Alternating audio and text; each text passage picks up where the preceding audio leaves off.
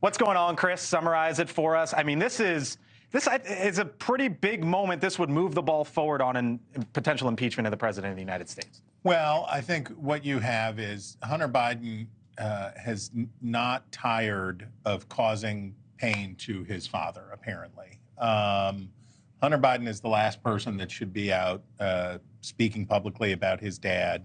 He is no help to Democrats. And the decision to look, if Hunter Biden wanted to stay away and be held in contempt of Congress, you can do that. Maybe that's what his lawyer thought. Maybe that's the best thing. Making a spectacle of yourself and doing it in that way is an unloving act. We've talked about an unloving act toward his father. We've talked about it here before. Joe Biden loves his son, and he wants his son to be better and get better, and he obviously has a broken heart for his son.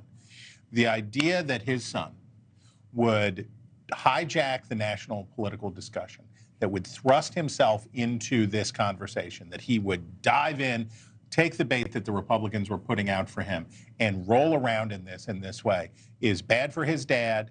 It's bad for him. And by the way, if Hunter Biden believes that Donald Trump is a real danger to the future of the United States, Hunter Biden's self-seeking, look at me energy is so bad for his dad, and then therefore, by his own reasoning, bad for the country. I mean, you should jump in because you were giving me some looks there. I vehemently disagree with you. As someone who's done crisis comms for not only private citizens, but also the elected officials at various levels of government, I feel like what we're seeing here is a Hunter Biden who has been beat down by Republicans. Where is Hunter? Where is Hunter? Where is Hunter? In an attempt to try to connect some of the misgivings that Hunter Biden may have done to his father, of which he came out full-throatedly and completely made clear that his father was not in any way involved in any of his business dealings, from his time as a lawyer at firms to his Burisma to him painting art. None of this had any connection to Joe Biden. He also spoke as the— You're willing to take him at his word? Absolutely. And he also spoke May, you willing to take him at his word? There's no evidence to showcase otherwise, so it doesn't really matter. If I did take him at his word, wouldn't I just want him to say so in a deposition to Congress? I mean, that's the point. What he said on the Capitol steps was not that he had nothing to do with it. He said that Joe Biden was not financially involved, which Jim Jordan latched onto and then spoke about that on the floor. He said at no time was my father involved in my business. That is a direct quote.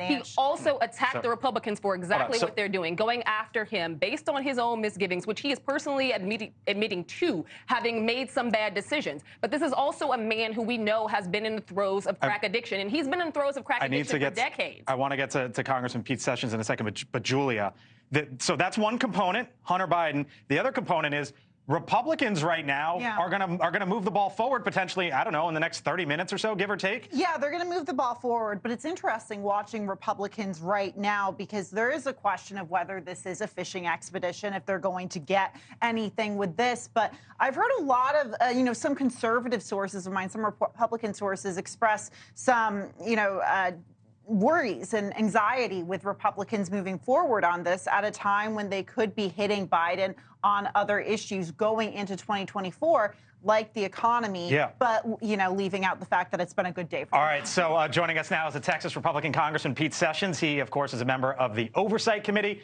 one of the panels conducting the impeachment inquiry, or at least it could be official here later this hour. Congressman, thanks for being back here to the Hill on NewsNation. What about what Julia, national political reporter for The Hill, just said? I mean, you see the same polling we do.